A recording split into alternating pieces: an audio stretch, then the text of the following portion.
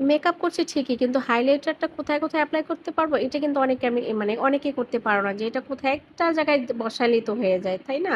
ফেসটা চিকচিক করবে, কপালে দিবে চিকচিক করবে, কিন্তু চিকচিক করলে তো হবে না। মানে কোন জায়গায় এটা এপ্লাই করতে হবে সেটাই কিন্তু মেইন কথা, তাই না?